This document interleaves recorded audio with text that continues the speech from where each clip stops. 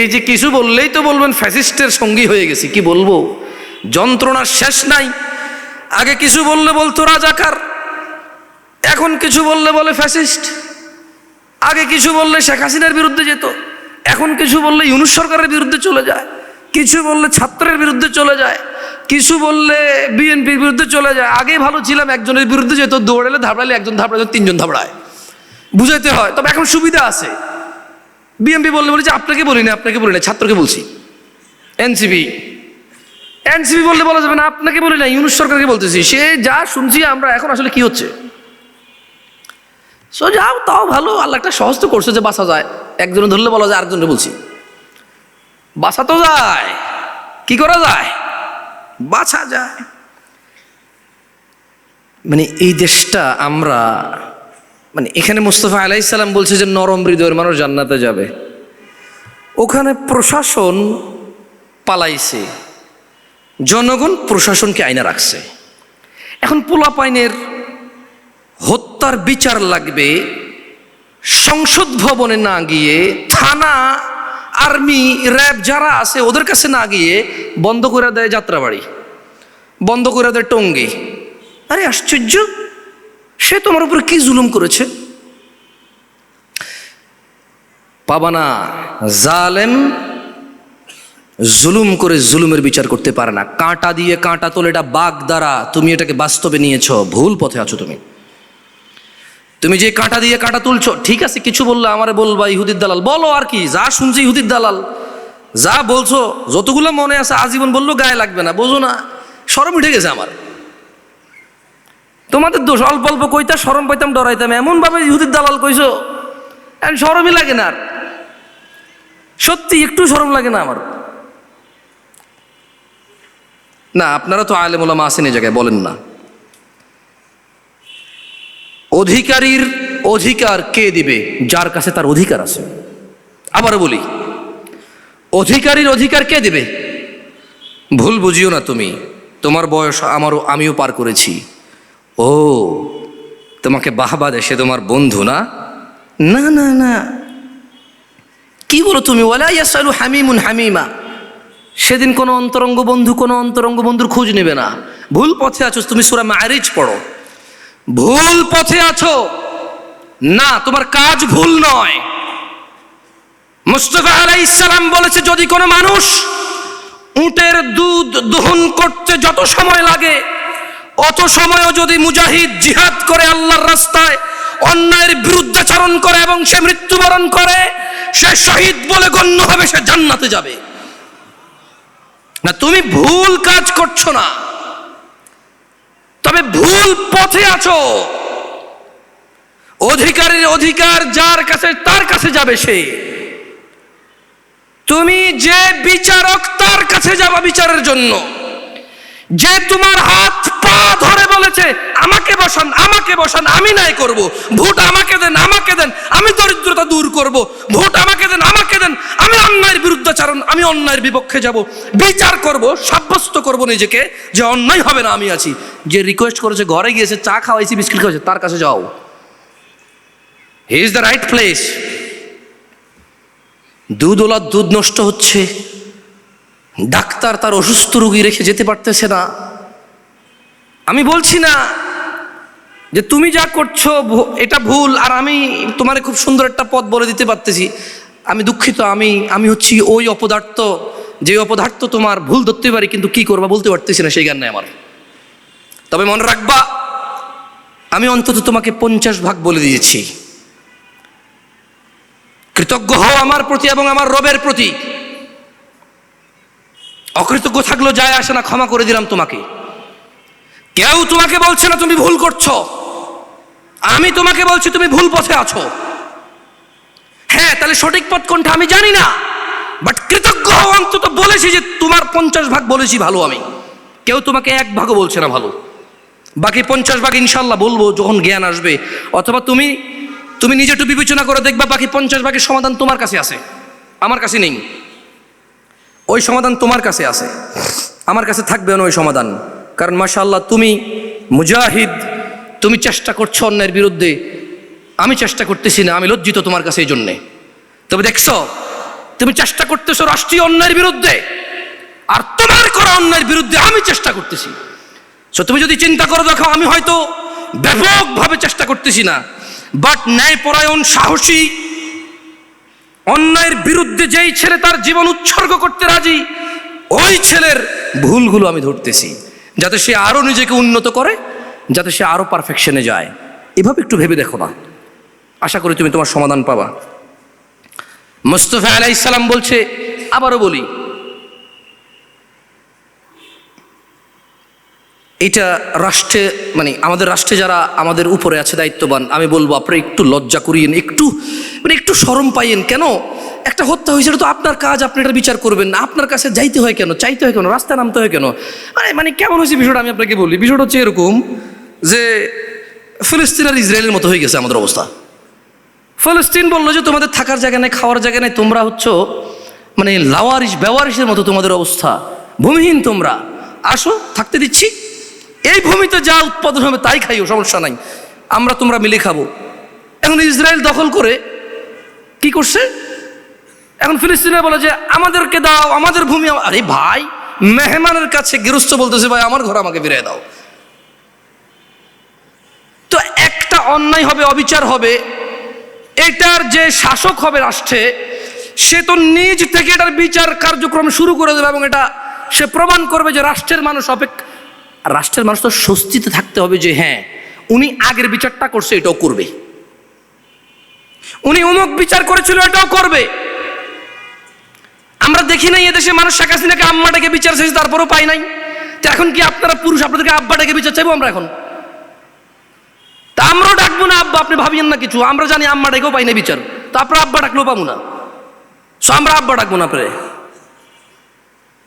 উনি মহিলা ছিল, সবাই ওনাকে আম্মা আম্মা ডাকছে, আমি শুনছি, বললাম আমি অনেকগুলো নিউজ দেখছি, বলছে যে মা আপনি জননেত্রী, মা আপনি বিচার করো। আরে আশ্চর্য, খুন হয়ে গেছে উনি মা না, উনি যদি শত্রু তারপরে তো উনি বিচার করতে হবে, রাষ্ট্র দায়িত্বে আছে উনি। যাই হোক, কথা অন্যদিকে নিয়ে চলে গেছি। তোমরা বিরক্ত হচ্ছ নাকি? বিরক্ত হইও না, তোমাদের ছোট ভাই বোনদেরকে বুঝাও, ওরা সঠিক পথে আছে, তবে ভুল জায়গায় চাচ্ছে।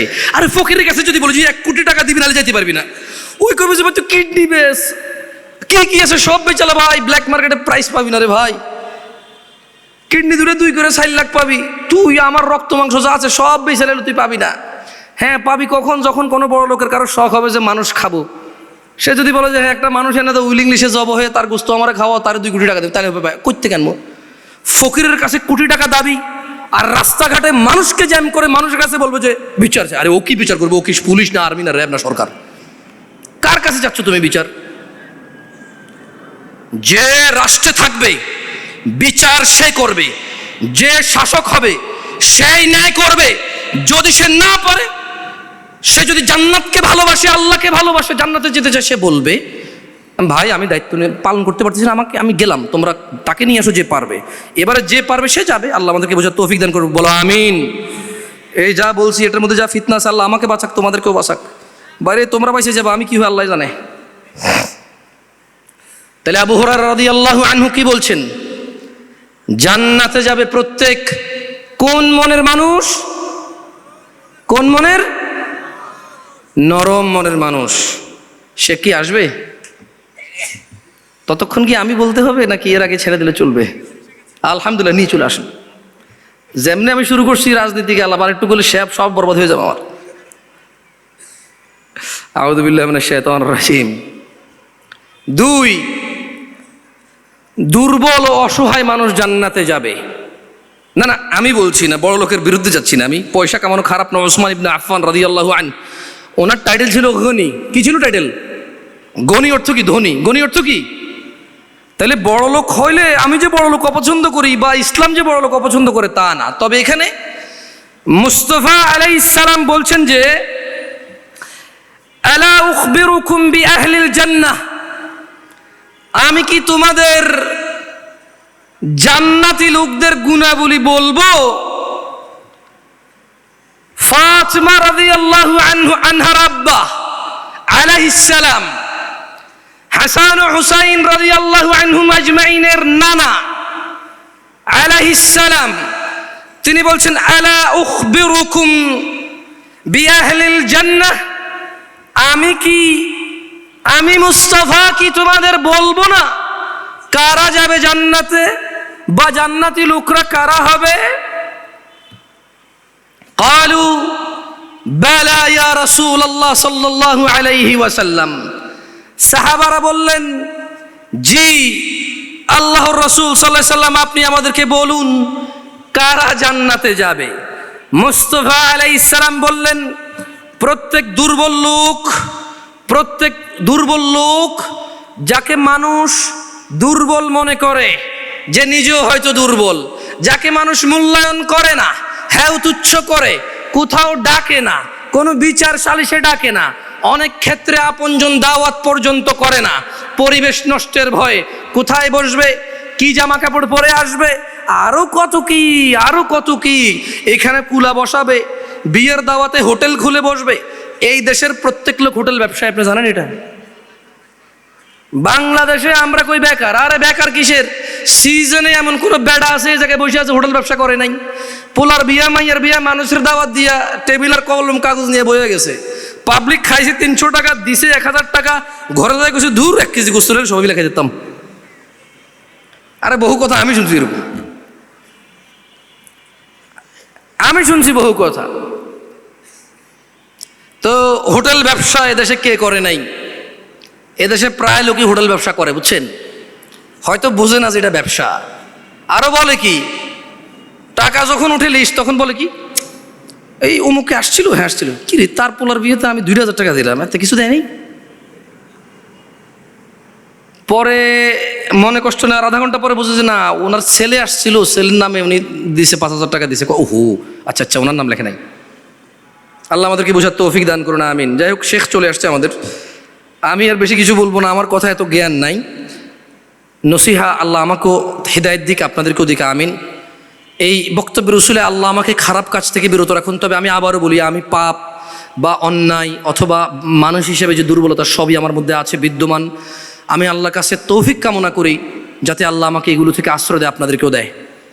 আমি খুব কম মাহফিল করি, সত্যি কথা বলতে গিয়ে পুরো জানুয়ারি মাসে 13 তারিখে একটা মাহফিল করছি, গতকালকে একটা জুমা পড়াইছি, আজকে এখানে আসছি। আগামী যত হায়াত বাসি আর কোনো মাহফিলের কোনো শিডিউল আমার কাছে নাই। মানে আজকের এই 17 জানুয়ারি 2026 আমি যে বক্তব্য দিচ্ছি এখানে, এখনের পরে কোনো শিডিউল কাউকে আমি কোনো কথা দিইনি, আমি কোথায় ওয়াজ করবো, কোথায় জমা দিব। যদি এরপর আমি সময় পাই যাব, আমি দেই না কেন? কারণ আমি আলেম না। আমি চাই না এই স্টেজগুলো, আমি চাই না এই মঞ্চগুলো আমি দখল করি। আমি চাই এই স্টেজগুলো, এই মঞ্চগুলো আলেমদের হবে, আলেমরা আসবে, আলেমরা কথা বলবে। আমি কেন আসি? আমি নিজেকে নসিহত করতে আসি। আমি দেখেছি এটার বেনিফিট। যখন আমি কাউকে কোনো কিছুর বিষয় নিষেধ করি, আলহামদুলিল্লাহ আমার নিজেরও কাজে আসে অনেক সময়, বেশিরভাগ সময় আমি চেষ্টা করি নিজের কাজে লাগানোর জন্য। সো আপনারাও চেষ্টা করিয়েন। মুস্তাফা আলাইহিস সালাম বললেন, প্রত্যেক দুর্বল লোক, চোখে হ্যাও এমন মানুষ জান্নাতে যাবে। তিনি সাল্লাল্লাহু আলাইহি ওয়াসাল্লাম নম্র, ভদ্র ও গ্রহণযোগ্য ব্যক্তি জান্নাতে যাওয়ার বিষয়ে তিনি মুস্তাফা আলাইহিস সালাম বলেছেন, হুররিমা আলান নার, আগুন জাহান্নাম তাদের জন্য হারাম করা হয়েছে। কাদের জন্য? প্রত্যেক নরম, ভদ্র এবং মানুষের সাথে মিশুক লোকদের জন্য জাহান্নাম হারাম করা হয়েছে। আজকে এই বক্তব্য যখন আমি দেওয়ার জন্য একটু যাচাই বাছাই করতেছিলাম, বক্তব্য শেষে আমার ভাই বসেছিল, আমি বললাম এই গুণগুলোর একটা গুণ কিন্তু আমার মধ্যে আছে। কয় আমি বুঝতে পারছি। আমি কইছি কোনটা? কয় তুমি বলো। আমি কিছু ঝগড়া করি আমি বেশি, কোনো কিছু লাগে গেলে আর মাথাতে যায় না রে ভাই, খালি জিগে কেন, তুই কেন করবি এটা? আউযুবিল্লাহি মিনাশ শাইতানির রাজিম। ধরুন একজন একটা ভুল করলো, আমি জিজ্ঞেস করলাম কেন, সে চুপ। আমি বলেছি চুপ কেন, তুমি বলো। এসে বিব্রত, বলতে পারতেছে না। আজকে হাদিস পড়ার পর চিন্তা করলাম যে না, একটু ছাড় দেওয়া উচিত। সে যে অন্যায় করছে তার নীরবতা এটা প্রমাণ হচ্ছে। কেন অন্যায় করছে এত কারণ জানে তো কিছু করতে পারবো না, বাট সে ধরা খাইছে। এখন আমি বিচার করবো না মাফ করবো, ডিসিশনে চলে গেলেই তো চলে। অন্যায়কারী অথবা ঝগড়া ফাসাদ সমস্যার চোখের সামনে চলে আসছে। এখন এত ঝগড়া পেশায়া না করে ডিসিশনে চলে গেলে হলো কি, ক্ষমা করবো না, শাস্তি দিব, দ্যাটস ইট। বললাম না, আমারও কাজে আসে। আল্লাহ সুবহানাহু ওয়া তাআলা আমাদের সবাইকে জান্নাতি যেই স্বভাবগুলো রয়েছে সেগুলোর যোগ্য হওয়ার তৌফিক দান করুন। আল্লাহ তাআলা আমাদেরকে নম্র হওয়ার তৌফিক দিন, ভদ্র হওয়ার তৌফিক দিন, আল্লাহ তাআলা আমাদের এই নরম হৃদয়কে আল্লাহ তাআলা আমাদের এই কঠোর হৃদয়কে নরম করে দিন। তিনি সুবহানাহু ওয়া তাআলা দৃশ্যমান ও অদৃশ্য যে বালা মুসিবত রয়েছে তা থেকে আমাদেরকে আশ্রয় দিন। আমি আল্লাহ সুবহানাহু ওয়া তাআলার কাছে আশ্রয় কামনা করি আমার কথার মধ্যে আমার কথাগত ভুল, বুঝানোগত ভুল ত্রুটি থেকে যে ফিতনা ফাসাদ এবং যেই ক্ষতি রয়েছে তা থেকে আমাকে আশ্রয় দান করুন। এবং আল্লাহ সুবহানাহু ওয়া তাআলা আমার কথাগত ভুল নাই, বুঝানোগত ভুল নাই, যারা শুনছে তাদের শোনার অথবা তাদের বুঝার কোনো ভুল থাকলে আল্লাহ সুবহানাহু ওয়া তাআলা তা থেকে আমাকে আশ্রয় দিন এবং আমার ভাইদের মধ্যে এবং আমার মধ্যে দূরত্বতা দূর করে দিন, তাদের মধ্যে এবং আমার মধ্যে আন্তরিকতা সৃষ্টি করে দিন। আকুলু কওলি হাযা ওয়াস্তাগফিরুল্লাহ লি ওয়া লিসাইরিল মুমিনিনা ওয়াল মুমিনাত। আমি আল্লাহর কাছে ক্ষমা চাই আমার জন্য এবং আপনাদের সকলের জন্য যে আমার বোনরা আছেন এবং ভাইরা আছেন। আপনারাও আল্লাহর কাছে আমার জন্য ক্ষমা চায়েন, আপনাদের জন্য ক্ষমা চায়েন। সুবহানাকা আল্লাহুম্মা ওয়া বিহামদিকা আশহাদু আল্লা ইলাহা ইল্লা আনতা আস্তাগফিরুকা ওয়া আতুবু ইলাইক। ওয়াসসালামু আলাইকুম ওয়া রাহমাতুল্লাহি ওয়া বারাকাতুহু।